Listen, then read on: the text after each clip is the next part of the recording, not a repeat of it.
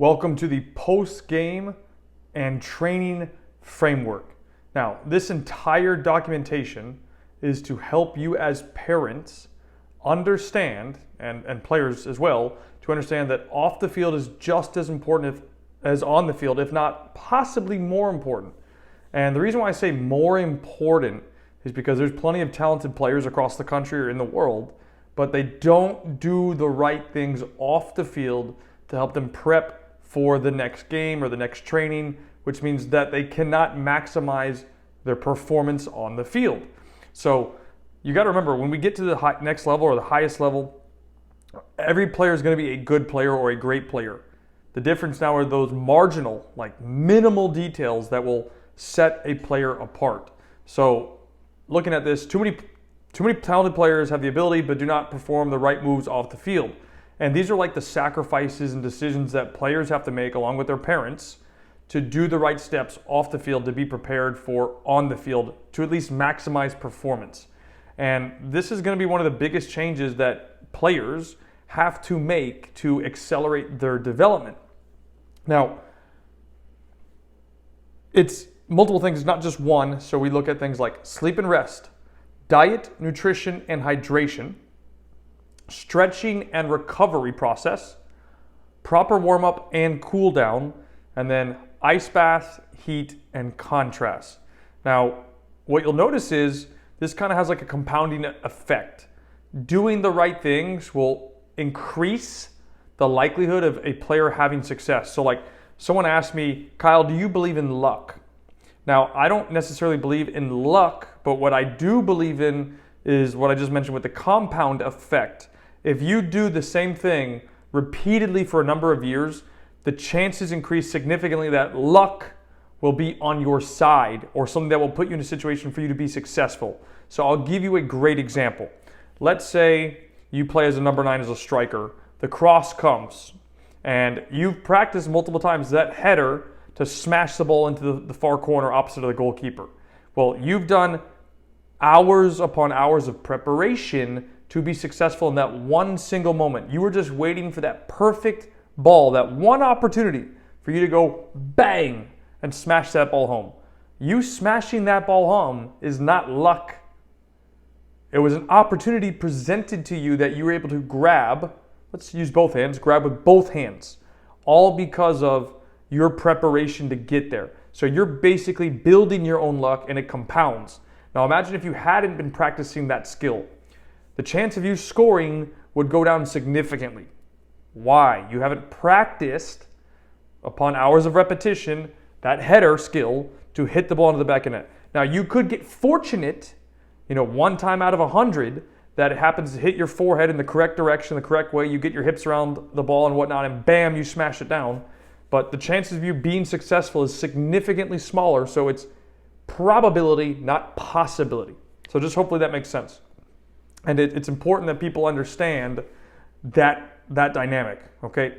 So let's look at the next step, and we're talking about before and immediately after training. So before practice and or a game, but let's use the training aspect first, you need to have a warm-up, and a good warm-up. Now most people, players, when they get to a field and they do their warm-up consists of 3 to 5 minutes of activation.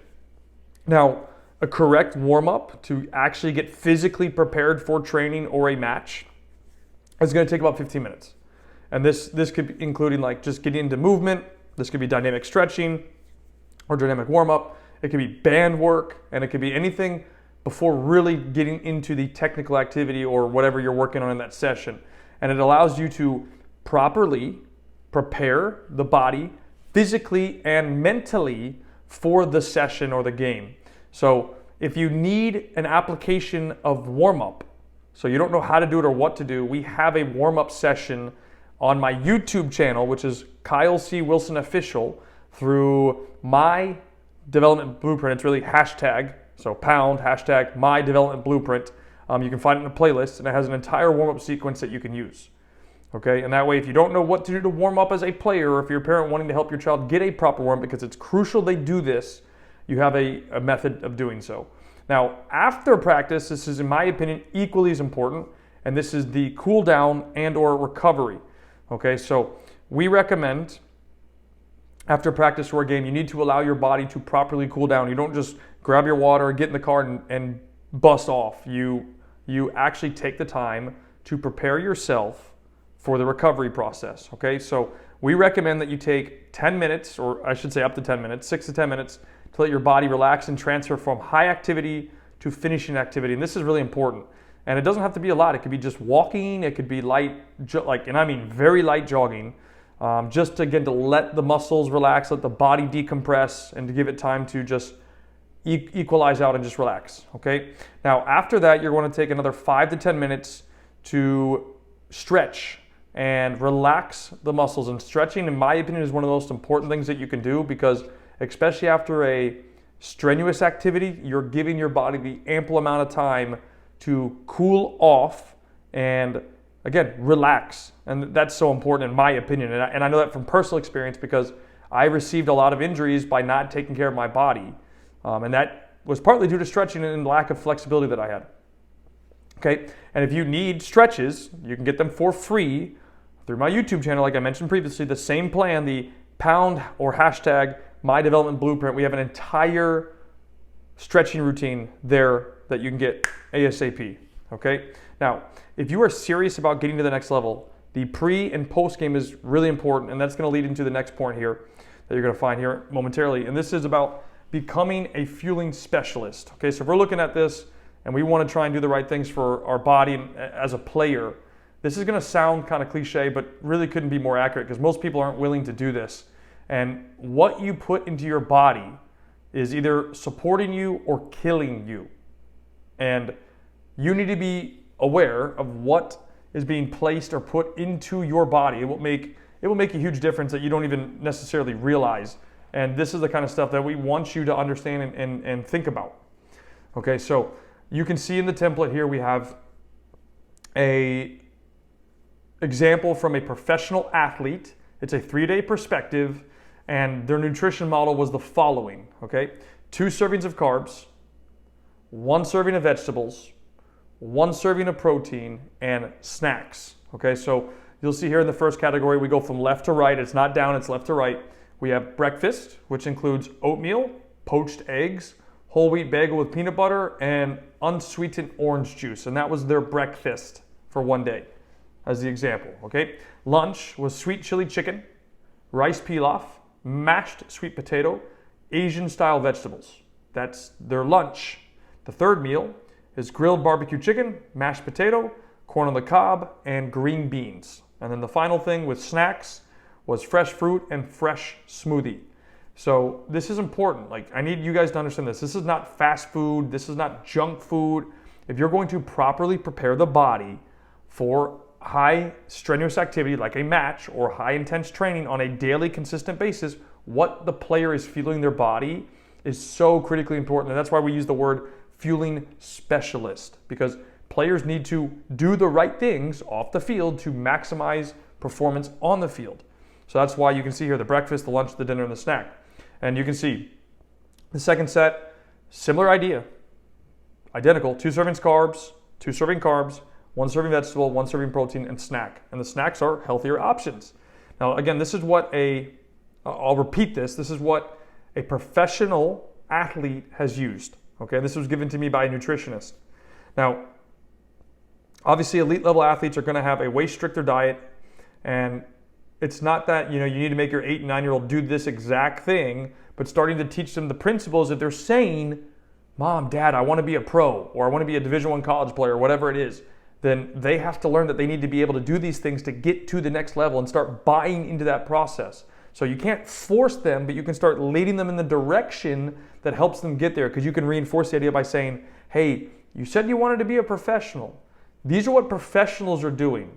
So if you want to get there, you need to show us that you're willing to buy into that," right? And I think that's a fair conversation to have. Okay, and then obviously they need to make sure that they're drinking plenty of water, staying hydrated. I'm not a big fan of the sugary drinks, so I'm not going to put the name out there, but you know what I'm talking about. That includes soda. That includes sports drinks that are high in sugar. There's ones that are not, so look for those. Or fake sugar. I'm not a fan of those either personally. But you need to make sure that you're helping your player do the right thing. Okay, now we're looking at recovery. Now we're talking about sleep and rest. And again, this is very important because the body for an athlete repairs itself the most when sleep occurs. So a player needs to make sure they are sleeping an accurate amount of time. This is from my own experience as well. I recommend that you don't eat right before you go to sleep. You try to give yourself a couple of hours. That's not always possible. You may have a late training or a late match, but the more that you can separate your last meal from the time you go to sleep gives your body the greatest opportunity for repairing itself, which is important. Okay, so that's key. Now, one thing that I would do, especially if I knew that I had a hard session, would be that I felt sore, I would take a hot bath. So I would sit in, I had a hot tub or, sit in the tub that I had in my bathroom, and I would allow myself to sit there for 5 to 10 minutes to help get blood flow into that area. And I think that's very important. And that will just make a difference for you. Now, let's talk about 3 types of things. I kind of briefly talked about one, but we have ice, heat, and contrast baths. I love contrast baths. This is where you do ice and heat. You rotate between ice and heat. I always finished on heat, but an ice bath is obviously going to be very cold, which is going to help reduce inflammation and whatnot. Heat is going to bring blood to the potential injured or sore areas to help promote recovery. That's why I would always do it or I would try to do it right before I went to sleep. And then contrast, you get the best of both, where you do, for example, ice for 5 minutes, heat for 5, and then another ice, and then another heat, and then you're done, as an example. That's 20 minutes of time, but you're alternating, and I personally always finished with heat.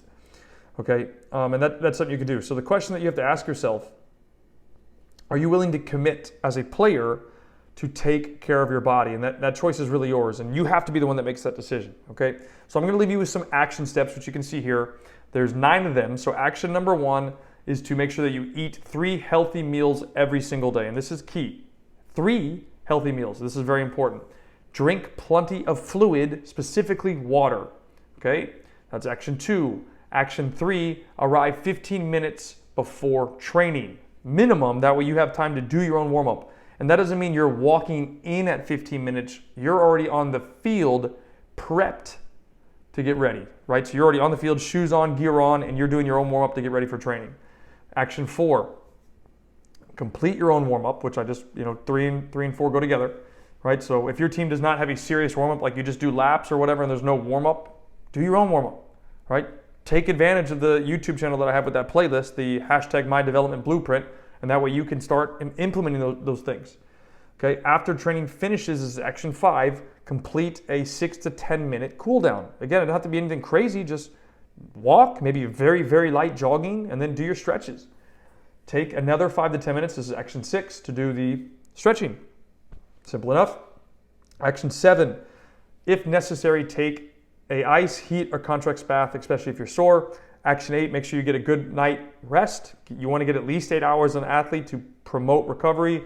And then action 9, be consistent and implement these daily habits to recover your body to maximize potential. And then obviously show that you're invested in working to putting that compounding effect to help you achieve your dreams in the future. So that summarizes the post-game and training framework. I hope that makes sense. I hope you've enjoyed this. Please keep working on it. You get access to this PDF as well, so you just got to click the link below to get it. And that way you can take your game to the next level and keep this as a resource so you don't have to necessarily watch the video again. I mean, I highly recommend that you do, but at least you have the template of it that we just went through, and that way you can always help yourself improve. So without further ado, guys, we'll see you in the next one, and let's get back to work.